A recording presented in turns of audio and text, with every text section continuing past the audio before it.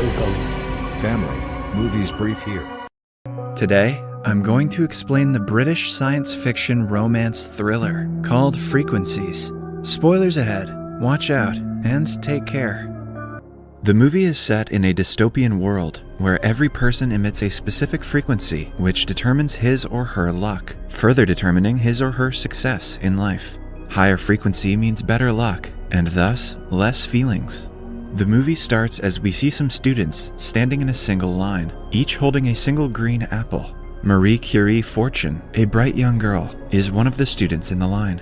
The student behind her drops his apple, and she very calmly returns it back to him. The scene then cuts to the students sitting at their desks, preparing for an exam, as their teacher gives them instructions and tells them to begin. Just then, all the students put on their respective blindfolds and begin working on the test. After the test is over, the teacher announces their names individually and hands them their results. Outside, the students discuss the result among themselves. Marie Curie proudly boasts her score of 127, while her friends receive scores far lower than hers. One of Marie's arrogant friends then introduces her to Isaac Newton Mitchell, who introduces himself to Marie as Zach. Marie is told that Zach has a frequency of -7. The arrogant friend wanted them to meet as they have exact opposite frequencies, extreme high and extreme low. As they stare at each other, it starts raining abruptly. The teacher then calls Zach, as his mother has come to meet him. It turns out that high-frequency people and low-frequency people repel each other. From the moment Zach met Marie to the time the teacher calls Zach back was exactly 1 minute, which means they can only be in contact for no longer than a minute. Marie's parents are concerned that their daughter will never be like other children because of her complete lack of empathy. They visit one of her teachers to discuss their queries. The teacher clears that because of her extremely high frequency and high luck, she has less feelings. When asked if they can live a normal life like others, the teacher says that it won't be possible at all. Fast forward into the future, and we see an older teenage Marie presenting her science project to the same teacher, Miss Anderson. It is a device that can analyze frequencies of two opposite-sex people and tell if they are compatible or not. The therapist praises her ingenuity and says that it might also help people make friends, and that she herself should try to use it. This prompts Marie to then perform several experiments to find out whether two people with very different frequencies can ever have a meaningful connection, or if there is a way for someone to increase their frequency. She chooses a test subject that has a frequency on the lower end of the spectrum, Zach. In the first experiment, she interrogates Zach, who is very awkward with the answers. As the clock ticks 60 seconds, an airplane starts dropping luggage onto Zach, which he narrowly evades, thus proving the theory that two people from extremely opposite frequencies cannot stay together for more than a minute. Miss Anderson comes onto the scene and warns Marie that frequencies cannot be changed. In the subsequent experiments, she meets Zach for exactly 1 minute and catalogs everything that he says to her.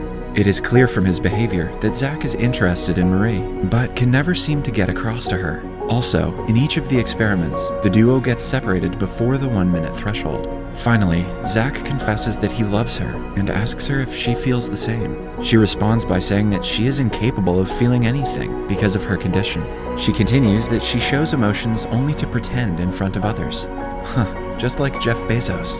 However, her goal is to one day feel emotions. The movie then again fast forwards in time, this time to when Marie is an adult. It shows how her daily life plays out, with her performing everyday tasks in the same emotionless state. When she is resting at home, her friends and family come over to give her a surprise birthday party. She sits alone during the party until she is approached by Zach. They talk briefly until Zach reminds her that the clock has crossed 60 seconds. He then says that he has found a way to help her, and thus she agrees to meet with him. Later, the duo meet at a place. Zach reveals that he lasted more than a minute the last time because he increased his frequency. He then tells Marie that there is a way for her to be able to connect with other people by lowering her energy levels. He explains that it will require physical contact. Oh, sneaky, Zach. She is skeptical at first, but since she is eager to experience some form of emotion, she lays her hand on the table, and then Zach grasps it in his.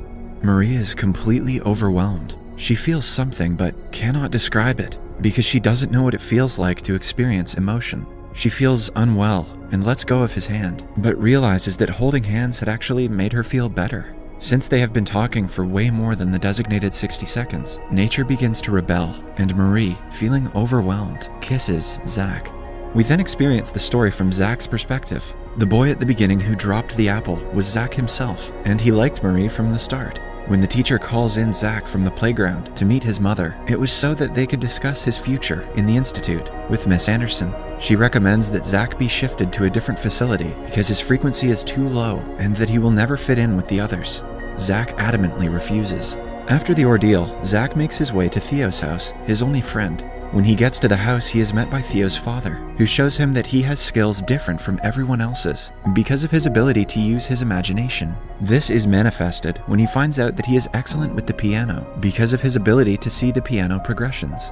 This is more math than imagination, but we'll let this one slide. With Theo, he learns that he cannot be with Marie because a high-energy person and a low-energy person create magnetic fields that repel each other and cause destruction. The movie then fast-forwards to Zach's teenage years, where he, like Marie, is presenting a project at the science fair. Marie comes to his station and asks to meet him after school. Both of them clearly have different agendas. Marie wants to experiment on Zach, while Zach just wants to slide into her DMs, and, determined to improve his frequency, tries his best to establish contact with Marie.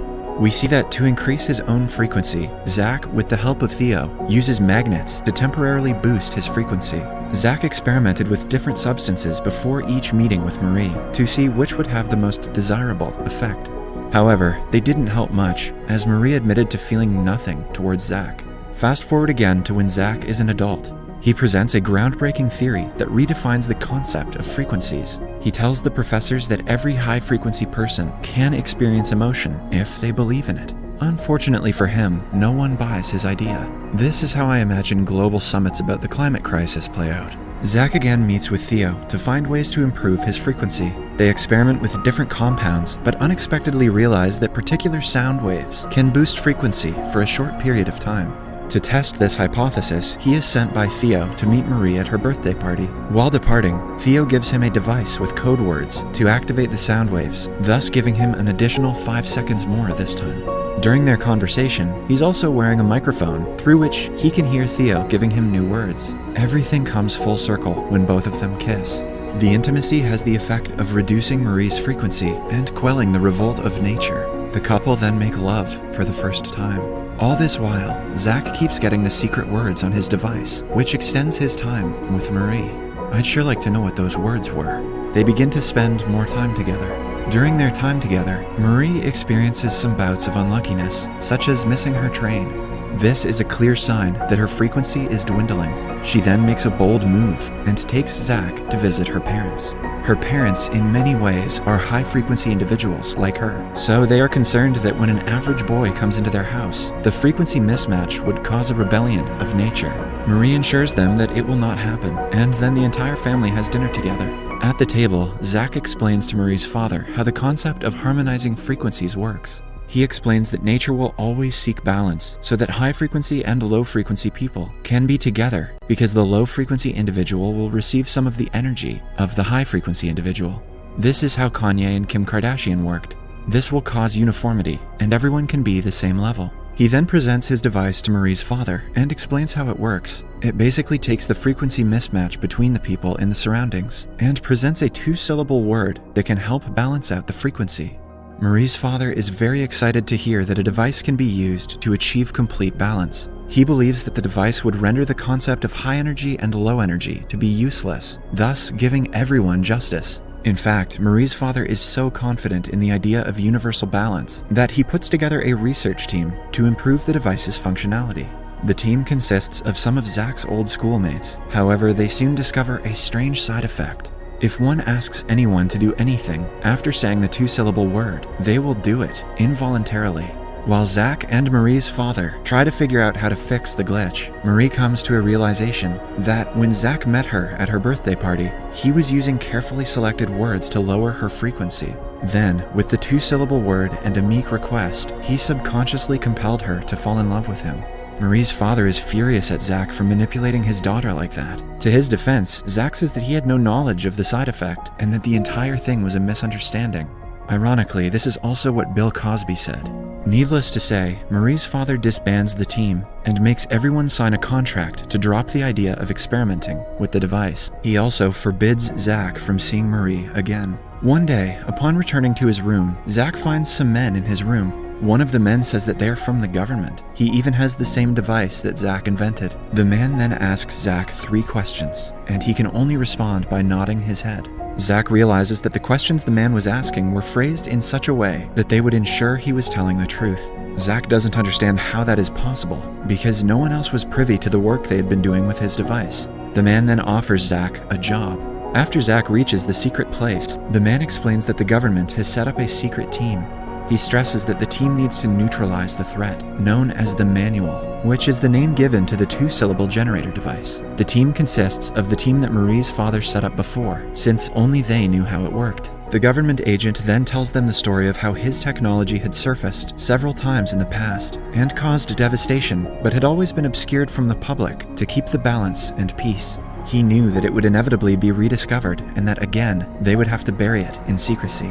Over the next few days, the team works very diligently, trying to figure out how to overcome this problem. They all put forth their ideas, suggestions, and mathematical models to resolve it, but never make it to a consensus. Meanwhile, Marie's father is still cold towards Zach. Zach then suggests making an anti-manual, one that is flawed, so that its perception in the public is tainted, and people are less likely to be inclined to use it. Also, he realizes that from his study of patterns, there must be some antidote words to nullify the effect of the glitching words. All of them stick to this theory to try it out. They end up producing words that implicate harmless commands, but can only be used once every hour. The government official isn't pleased to replace one havoc-causing word with another, and so he bans the words immediately.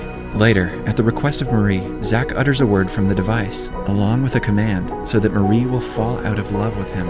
However, she says that nothing has changed. When the government agent comes to know that Zach tried manipulation again, he is locked into confinement and is forbidden to speak with anyone. In the state of solitary, however, Zach's mind begins to wander the depth of his knowledge and procure everything he knows on the subject to find a solution, an antidote. Thoughts and cacophonous sounds whiz through his mind until the solution becomes clear to him. He knows where to find the antidote. Desperate to find it, Zach lures the guard into his room and utters a single word that freezes him in place. Zach has become a goddamn Jedi. He then escapes the secret facility. He makes his way to Theo's father's home, where he knows he will find the antidote. Theo's dad realizes that Zach has figured it out and offers to help him.